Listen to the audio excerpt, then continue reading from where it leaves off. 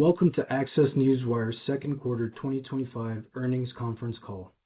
My name is Oscar Roque and I work in the finance team as the accounting manager, and as of this September, I will have been here 6 years.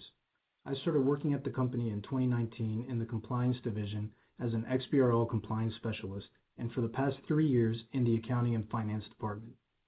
It's such a pleasure to be your host today. In just a moment, you'll hear from our founder and Chief Executive Officer, Brian Balverney, and our Chief Financial Officer, Steve Nur, who will walk you through the company's performance for the quarter. Before we begin, I'd like to read a brief version of our safe harbor statement. I'd like to remind you that statements made in this conference call concerning future revenues, results from operations, financial position, markets, economic conditions, product releases, partnerships, and any other statements that may be construed as a prediction of future performance or events are forward-looking statements, which may involve known and unknown risks, uncertainties, and other factors which may cause actual results to differ materially from those expressed or implied by such statements. Non-GAAP results will also be discussed on the call. The company believes the presentation of non-GAAP information provides useful supplementary data concerning the company's ongoing operations and is provided for informational purposes only. With that said, I'd like to introduce the company's founder and Chief Executive Officer, Brian Balverney, and our Chief Financial Officer, Steve Nur. Brian? Good morning and thank you, Oscar. I've enjoyed watching you progress over the years from working within our compliance team at the beginning, then becoming a member of our accounting department, to you sitting and passing your CPA exams just recently. And by passing, I mean crushing it. And now in the recent quarter, becoming our new accounting manager. Congratulations, sir. You exemplify everything a company and a coworker could ever ask for.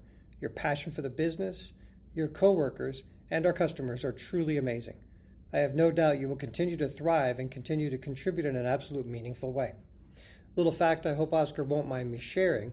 Not only has Oscar converted thousands of financial statements into XBRL and ticked and tied dozens of quarterly statements under Steve's direction, but most impressively, Oscar is multilingual and speaks 4 different languages. As you know, regardless of how busy or focused we are at any given period, we have to enjoy having a little fun with our team each quarter. Having them host a company call, it builds a connection beyond management to the shareholders, partners, and listeners. With that, good morning, everyone, and welcome, and thank you for taking the time to speak with Steve and I today on the second quarter results and our performance. Our press release, which is accessible in our newsroom, was released pre-market this morning and provides key takeaways on the performance for the quarter. Revenues delivered from second quarter were $5.6 million compared to $6 million in Q2 last year and $5.5 million in first quarter of this year. The year-over-year decrease is attributable to our product mix transformation from a pay-as-you-go business to a subscription-based business. As this begins to shape our business long term, this is an indicator of the sequential growth that we are now seeing from first to second quarter. The shift drove further ARR on our subscription business higher for the quarter over the prior year. Specifically, our subscription customers increased 12% to 971 from 867 in Q2 of last year, and also up 2% from Q1 sequentially this year of 955. ARR also increased 10% from $10,000 to a little over $11,000 in the second quarter of the year compared to last year, and sequentially consistent from the Q1 of this year. We are encouraged to see gross margins coming in at 76% for the quarter, something I know we need to continue to evolve. Customer experience and editorial continue to be the focus of improvements, refinements, and automation. This is something to build on. I think we're on plan and will continue to be mindful of further efficiencies to deliver at these levels without sacrificing customer satisfaction. Before I turn the call over to Steve to discuss the results in more detail, I wanted to highlight some of the go-forward metrics that we will discuss on today's call. Total customer counts, total subscriptions, ARR of our subscription business, news distribution volumes, and something new to discuss is our ARR per employee. There's a lot more to talk about today, so I will turn the call over to Steve to cover the quarter and year-end highlights. Steve. Thank you, Brian, and good morning, everyone. As Brian mentioned, we had a solid quarter, generating increased EBITDA, non-GAAP net income, and positive cash flow from operating activities. I will now discuss some of the details which led to these results. Total revenue for the second quarter of 2025 was $5.6 million, a decrease of $399,000 or 7% compared to $6 million for the same period of 2024. For the first half of 2025, total revenue was $11.1 million, a $495,000 or 4% decrease from $11.6 million. The decrease was due to a slight decrease across our various product lines, including a decrease in core press release revenue of 4% and 2% respectively, due to lower revenue per release as a result of product mix. However, we experienced an increase in volumes of 8% and 6% during these periods. As we move customers to subscriptions, we expect to see some ebb and flow regarding average price per release as we learn our customers' behaviors. During the quarter, our gross margin percentage decreased 1% from 77% of revenue to 76%. However, increased overall for the first half of 2025 to 77% of revenue from 76%. The increase for the 6-month period is primarily driven by optimization of our operational teams and lower headcount. The quarterly results were impacted by higher distribution costs as we continue to enhance our distribution network, as well as the lower revenue reported during the period. Gross margin decreased $362,000 or 8% and $273,000 or 3% for the 3 and 6 months ended June 30, 2025, respectively, as compared to the same period of the prior year. Moving to operating loss, we posted an operating loss from continuing operations of $249,000 for Q2 2025 and $926,000 for the first half of 2025, compared to operating losses of $531,000 and $1.4 million during the same periods of 2024. The decrease in operating loss, despite the decrease in gross margin, is a result of lower operating expenses. General and administrative expenses decreased $90,000 or 5% the second quarter of 2025 compared to the second quarter of 2024 due to a reduction in headcount and employee-related expenses, including stock compensation expenses. For the first half of 2025, general and administrative expenses increased $224,000 or 6% compared to the first half of 2024, which was primarily driven by a one-time benefit recorded in the first half of 2024 of approximately $340,000 due to the reversal of stock compensation related to the resignation of an executive officer. Sales and marketing expenses decreased $481,000 or 25% and $958,000 or 24% for the 3 and 6 months ended June 30, 2025, as compared to the same periods of 2024. This decrease is due to lower employee-related and advertising expenses, partially offset by additional rebranding costs incurred during the 6-month period of 2025. Product development expenses decreased $64,000 or 9% during the 3 months ended June 30, 2025, as compared to the same period of 2024, and remain consistent for the 6 months ended June 30, 2025, as compared to the same period of the prior year. Decreases in costs related to consultants were partially offset by declines in capitalized software. Overall, operating expenses decreased by $644,000 or 12% and $740,000 or 7% for the 3 and 6 months ended June 30, 2025, as compared to the prior year, as we remain focused on developing efficiencies and optimizing our teams. On a GAAP basis, we reported a loss from continuing operations of $239,000 or 6 cents per diluted share during the second quarter of 2025, compared to a net loss of $683,000 or 18 cents per diluted share during the second quarter of 2024. For the first half of 2025, net loss from continuing operations was $1 million or 26 cents per diluted share, compared to a net loss of $1.5 million or 38 cents per diluted share in the first half of 2024. Net loss from discontinued operations was $236,000 or 6 cents per diluted share for the second quarter of 2025, compared to net income from discontinued operations of $690,000 or 18 cents per diluted share in the second quarter of 2024. For the first half of 2025, net income from discontinued operations was almost $6 million or $1.54 per diluted share, compared to $1.3 million or 35 cents per diluted share for the same period of 2024. The increase is primarily as a result of the gain on the sale of the compliance business. Looking to some non-GAAP metrics, EBITDA was $480,000 or 9% of revenue for the second quarter of 2025, compared to $211,000 or 4% of revenue for the second quarter of 2024. For the first half of 2025, EBITDA was $476,000 or 4% of revenue, compared to $282,000 or 2% for the first half of 2024. Adjusted EBITDA increased as well to $836,000, or 15% of revenue for the second quarter of 2025, compared to $528,000, or 9% of revenue for the second quarter of 2024. For the first half of 2025, adjusted EBITDA more than tripled to $1.4 million, or 13% of revenue, compared to $415,000, or 4% of revenue for the first half of 2024. Non-GAAP net income for the second quarter of 2025 increased $455,000 to $556,000, or 14 cents per diluted share, compared to $101,000, or 3 cents per diluted share in the second quarter of 2024. For the first half of 2025, non-GAAP net income increased over $1 million to $762,000, or 20 cents per diluted share, compared to a non-GAAP loss of $265,000, or 7 cents per diluted share during the first half of 2024. On the cash flow statement, we had another quarter of generating positive cash flow from operating activities, generating $135,000 for the quarter, compared to negative $190,000 for the second quarter of 2024. For the first half of 2025, cash flow generated by operating activities increased to $882,000, compared to $796,000 for the first half of 2024.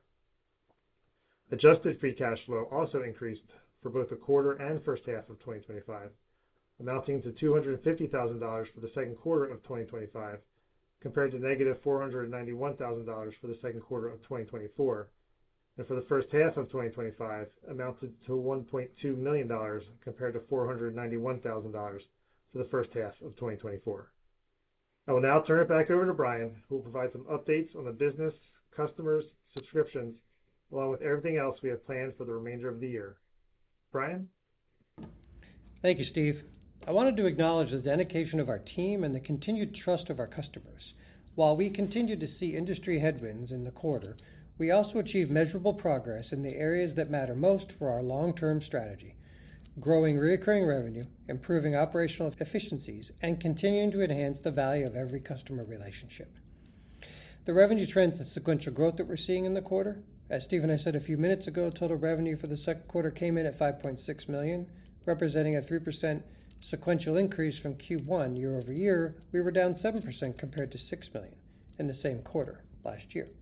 And we anticipate that given the focus spent on post-close compliance business service agreements, but the sequential growth tells a more important story. We're finding our footing again, and the underlying demand of our core business is healthy. The average revenue per employee and operational leverage is something else I'd like to talk about. One of the most encouraging metrics this quarter is our annual recurring revenue per employee, or ARR. This is an important measurement for us in the business as it reflects both our productivity and the scalability of our business model. Over the past several quarters, we have been disciplined about staffing levels while continuing to invest in automation and efficiency tools while shedding our compliance business. The result is that our ARR per employee has grown meaningfully, even in a challenging revenue environment. This is not just a cost control story. It's about building a business that can scale profitably as we add more customers without adding additional equivalent headcount. It's about creating operational leverage so that each incremental dollar of ARR carries more margin to the bottom line. ARR on a full-time basis for FTE came in at $216,000 for the period ended June 30th, a business KPI we believe we can continue to increase by year's end. For context, according to Virtual Research, SaaS median ARR per full-time equivalent comes in about $283,000, and top-performing enterprises deliver a little over $300,000 per employee. As a comparison, at the beginning of 2024, ARR per employee was $205,000. Obviously, key to this is top-line revenue growth and continued operational efficiencies, but we feel strongly we can deliver top SaaS performance over the next 18 to 24 months. Our shift towards subscriptions. Another major focus area is our ongoing transition to a more subscription-driven revenue mix. Historically, a meaningful portion of our revenues have been tied to project-based and transactional activity. While those can be high margin and valuable, they are still less predictable. We know that our sustained growth and shareholder value creation, we need a higher percentage of our business coming from renewable subscription-based contracts. We've been systematically repositioning our offerings, our sales process, and even our pricing structure to support this shift. This includes bundling services in a way that creates more value for the customer while locking in multiple period commitments. It also means investing in onboarding and customer success so that once a client comes in, they see enough immediate value to stay for years, not just months. This is an area that we need to continue to get better at and feel confident in our platform and our people to deliver. With the transaction of compliance, we spent a good bit of time since February dedicated to the separation of the business units, something we expected to be done sooner, and as a result, our product development and feature-rich expected add-ons were delayed slightly for good reason, something we are fully confident we will have back on track in the second half of the year. The internal AI advancements and proprietary language models have been deployed. We ended the prior quarter talking about this coming, and the internal press release validation process has been delivered into production for our staff, saving approximately 5% of the editorial's time spent per article. In the second half of the year, we will be releasing the customer-facing components to this so that we expect that we'll deliver clearer, more actionable stories for our customers, that we also further deliver operational efficiencies of another 5 to 10% of editorial time.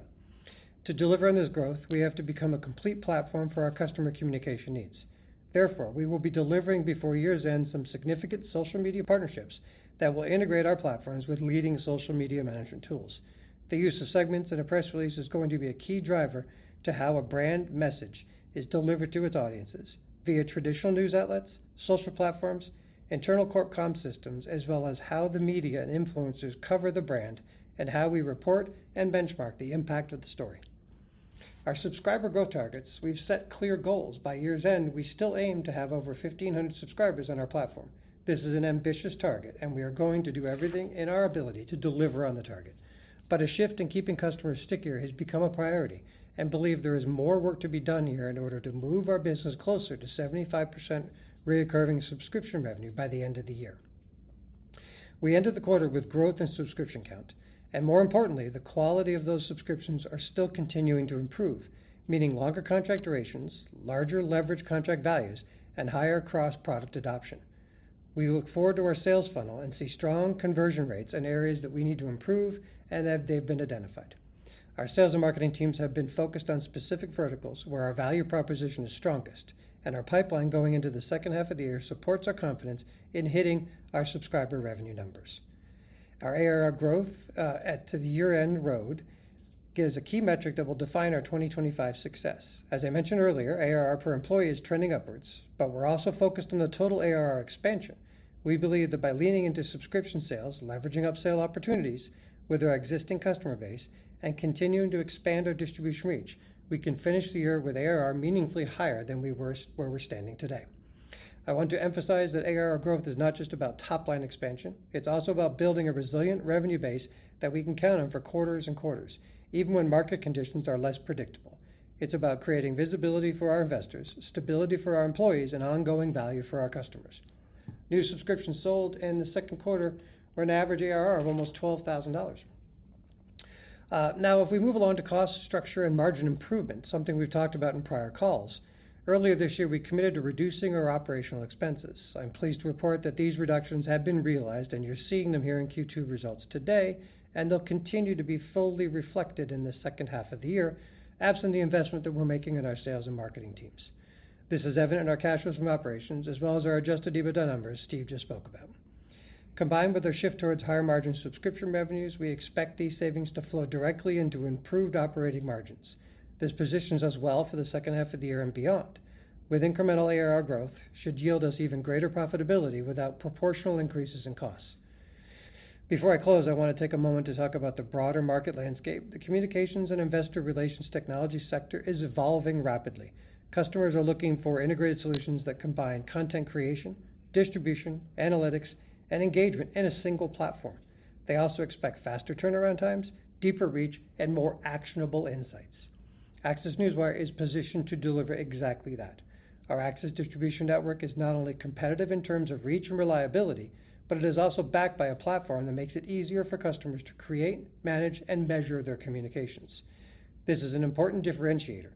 Many of our competitors focus on one piece of the puzzle, but our integrated approach allows us to capture more of the customer's workflow and potentially increase stickiness and lifetime value. Another advantage is our scale in target verticals. We've developed strong transactions in industries like life sciences, small-cap public companies, newly formed SMBs, and certain regulatory sectors where our backgrounds of compliance expertise make us a differentiator. These verticals often require ongoing, frequent communication with investors and the public and the markets, making them ideal candidates for subscription-based services. A controversial area that I'm personally pushing our teams to think about is something that is very bold, and internally I've called #KillTheReport. And not only really get rid of the distribution report, but revolutionize the traditional way it is delivered and consumed by the customer. The industry has grown old, very old, of the 5-day PR report, and nothing more than links to your releases, traffic counts, and geographic locations of your engagement. If you're lucky, integrated brand monitoring reports from a third party for an additional fee, often not shareable or easy to benchmark against. We are somewhat guilty, following the market and what the customer perception is for a deliverable. It's what I actually used to call the PR report as the deliverability report. I envision a very different concept here, one where the report is built based on what you want to know by the hour, by the day, or by the week. A report that delivers on every metric you could ever want in one interface. Not like today, where companies are buying several different analytic systems and brand monitoring and benchmarking softwares to help them measure their engagement. We will deliver on this by the beginning of 2026 for all of our subscribing customers. This will also be a deliverable we believe we can drive further ARR, but also help improve retention and differentiation in the market. On our next quarterly call, we will talk a lot about the details of this new product. We're seeing sequential revenue growth and healthy demand for our core business. Our ARR per employee is improving, indicating we're gaining more productivity and efficiency from our teams, evident in our operating expenses decreasing 12% for the quarter. We're well on our way to transitioning into a new subscription-led business model. Our target subscribers by year-end is aggressive, but within reach, supporting by healthy sales pipeline and strong retention.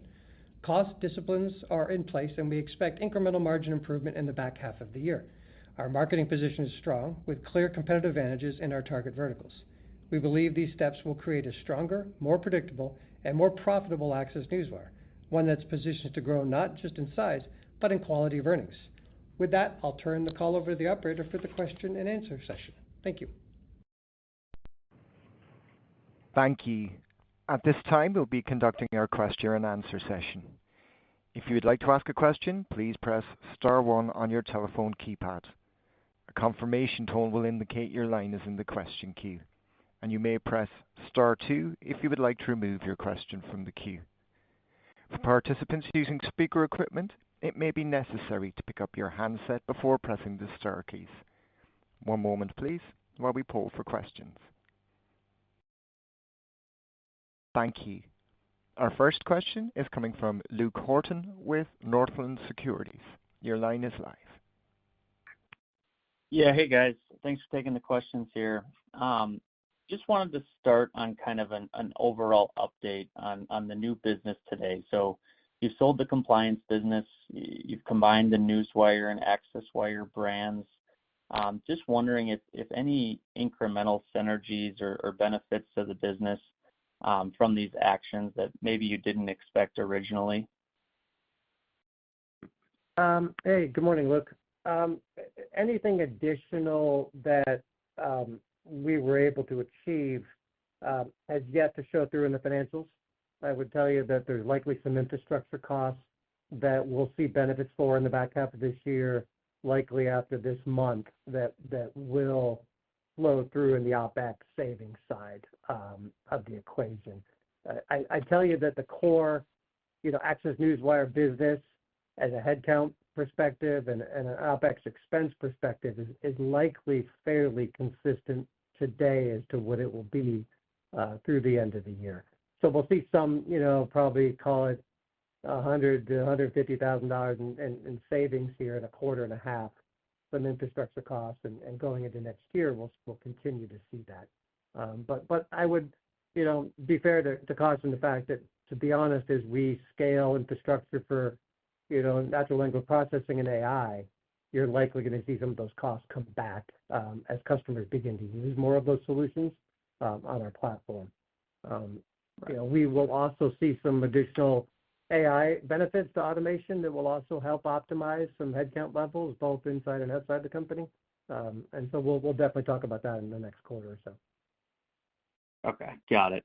Yeah, and then just kind of shifting over to the kind of new customer pipeline. I know you've got a big existing base of customers who aren't on subscriptions yet. I guess, how much of the focus is on the existing customers getting over to the subscription model versus kind of net new customers you're going after? And could you just give us a reminder of what kind of the sweet spot is here for new customers or for the new customer pipeline? Yeah, we in the last 3 quarters, we've worked through our customer demographic profiles of usage and spend to delineate which ones we believed would be most advantageous to convert from a pay-as-you-go or a bundle product or a standalone product into a full subscription. So generally, we're targeting customers that had annual previous spends above $5,000, sub $15,000, and this is the majority of those customers. We've done a fairly good job of converting the ones in now those categories, but as you climb up in spends, the customers are generally very different, and so that's where we see some of the ARR benefits to us, both on an ARR per customer as well as per employee, is that, like we showed and talked about today, we've got some large cap customers coming in, buying the platform at $30,000, $40,000, $50,000 and 2-year deals, that we are getting confidence there that we'll be able to start focusing on those folks at the back half of the year.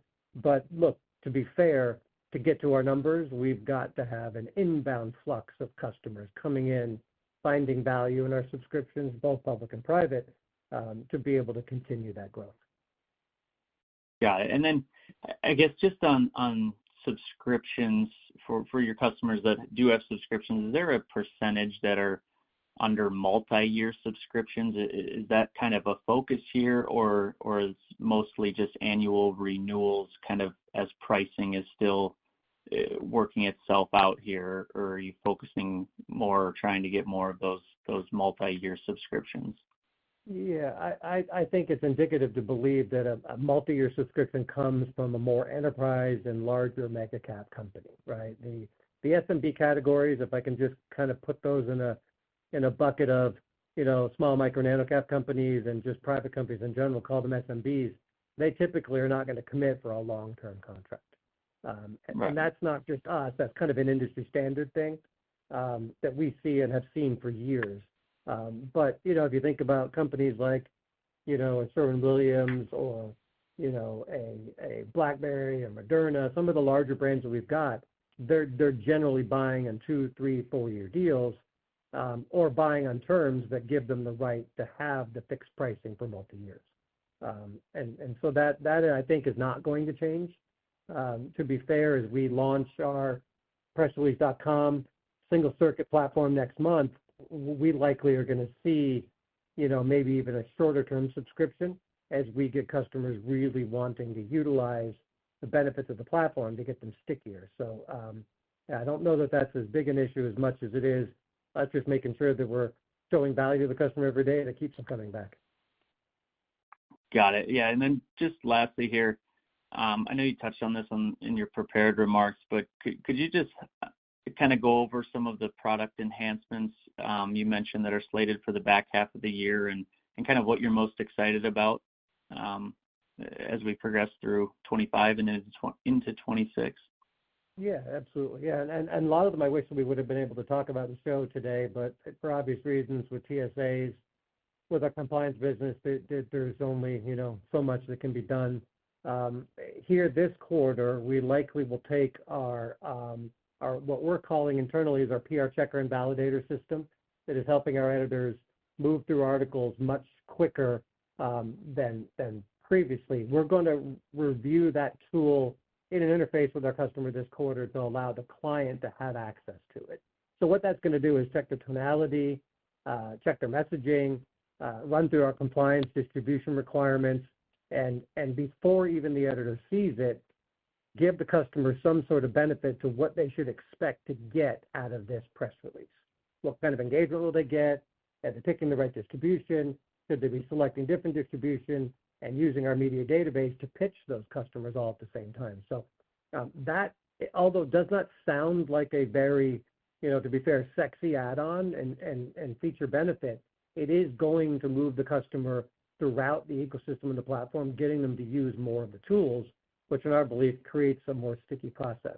And that's kind of a stepping stone to what we talked about at the end of the call, is what the new distribution engagement profile will look like for a customer.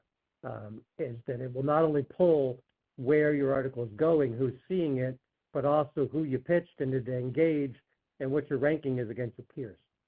And so that will be, kind of late this year, early next year as we release some of those. You'll see some sprinkle features that will come into the system. We've got a very significant upgrade coming to our white glove webcasting platform that's about to happen here in about a month and a half. It's a big refresh, something we have not had in quite some time. It's one of our most stable, sticky LTV products that we've ever had on the subscription side. So we're advancing that solution to make our earnings calls a little more interactive with our clients and much more scalable because we're seeing audiences starting to grow again across the board and in webcast and less in teleconference. There's a whole slate of them. Next quarter, we're going to talk specifically about them and spend a good bit of time. And if we're fortunate enough with our webcast upgrade, we'll be able to actually show some real-time things for folks to see as well. Okay, great. Awesome. Well, I appreciate the updates there, Brian, and thanks for taking the questions and congrats on a nice quarter here. Thanks, Luke. I appreciate it. Thank you. Our next question is coming from Jacob Stefan with Lake Street Capital Markets. Your line is live. Hey, good morning, guys. Appreciate you taking the questions. I just wanted to touch on a comment you guys made in the prepared remarks. You kind of mentioned ARR should be meaningfully higher than today. I think last quarter, we kind of talked about ARR of 14,000 per customer for new onboards. But I mean, has that shifted at all, or is there anywhere that you're, maybe exceeding that number or falling short? Yeah, I think you're right. I think new deals in Q1 were 14, but I think the sequential growth when you look at all subscriptions for Q1 compared to Q2 had some minimal gain there. Average deals sold in Q2 were about $12,000. I think it's $12,039 is what the number was. So yeah, sequentially a little down, but it's really not a benchmark that we're looking at as a barometer to suggest if our subscription business is healthy or not. Some of that comes weighted into larger deals that happen during the quarter. I think for us, the more salient thing is for us to look at the frequency. How many are we getting? What is the demographic profile and where are they coming from? And one of the things we didn't touch on in our prepared remarks I think is worth noting in this is that we as a marketplace in the corporate communications, investor relations, public relations space, have an industry CAGR that's single digits. And there is a tremendous amount of what we call internally white space in the market to where we can go find new opportunities where our peers and competitors are not.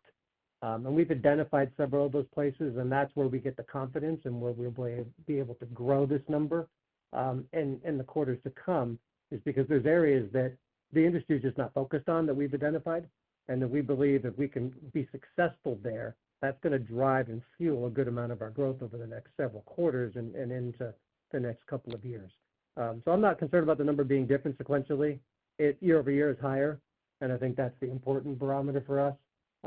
And lastly, I think the reality for us is, we've got to get stickier, right? We've got to continue to have feature advancements and get to our customers and be talking to them and do case studies and white papers. And, we just have not been able to do that in Q2, but we're focused on trying to achieve that here in the back half of the year. Got it. That's really helpful. And then maybe just to touch on kind of Luke's question from the last one here, the social media partnerships that you guys announced in the second half here that should be coming. Maybe help us kind of understand, what does this do for, your customers? How does it kind of change the overall the value prop for them? Yeah, I don't want to profess. I'm going to use an analogy here, and I don't want to profess that we are them, but we're taking a very Apple-esque model to this. We have not been first to market in social media, right? Like a lot of things that Apple do really well, they let others go do it first. We've looked at what Cision did, for example. Cision, I think, at last count, spent $500 or $600 million buying social media platforms, trying to integrate it into Cision. And when you go to Cision today to draft a press release or monitor media or pitch, there's 6 or 7 different platforms to log into. So the customer has no value to this. And so the reason why I bring this up is that if we're going into SMBs or established enterprises, everybody has to make the assumption and understand in this industry that the customer has already long picked their social media platform, right? Corporate communications and other departments in the organization that have that budget have already picked their tools, right? They're already integrated their enterprise into whatever social media monitoring, pitching, and analytics system they've got. It really would be very short-sighted of us to believe that we could build something that they would want to buy in materiality, or two, even integrate somebody else's solution to believe that we're going to get them to change. So the focus that we've had in our product team is go out and find the top 3 social media platforms that both SMB and enterprise use and partner with them.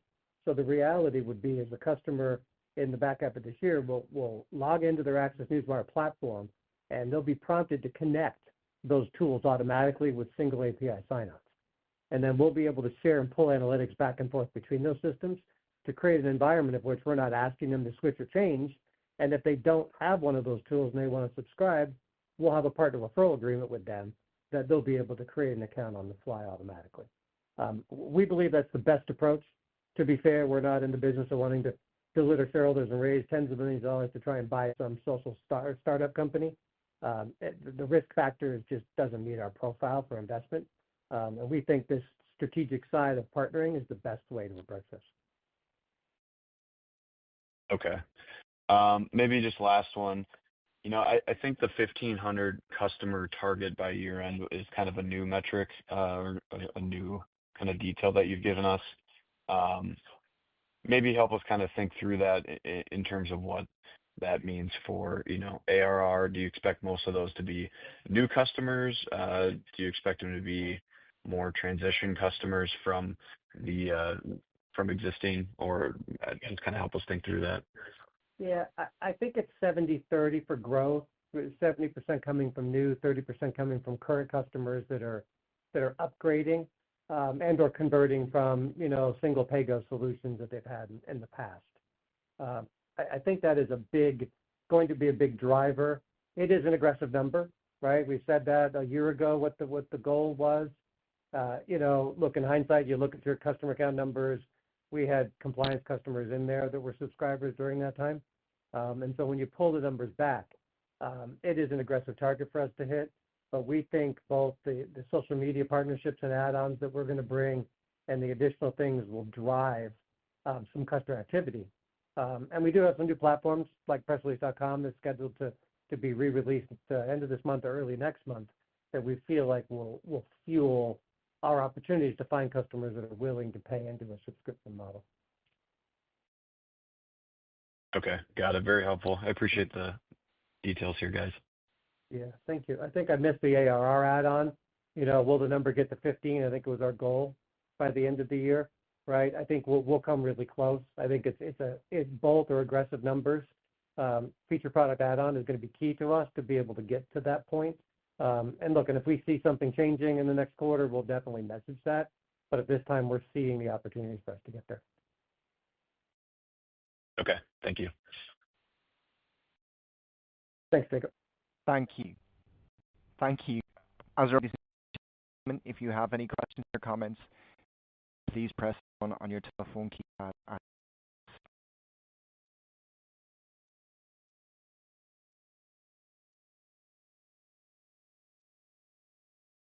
I'd like to turn the call back over to Bob Burney for any closing comments. Thank you, Alex. We're pleased at where we're headed, and we have a clear focus and strategy on where we're going here this year and into next year. We know that revenue growth is the ultimate barometer, and getting the business to scale is paramount. We will deliver on this, and we will continue to see these levels of gross margins, expanded cash flows from operations, and EBITDA percentages back to where we all want them to where we want them to be in the next couple of quarters. Thank you all. Have a good day. Thank you, ladies and gentlemen. This does conclude today's call. You may disconnect your lines at this time and have a wonderful day, and we thank you for your participation.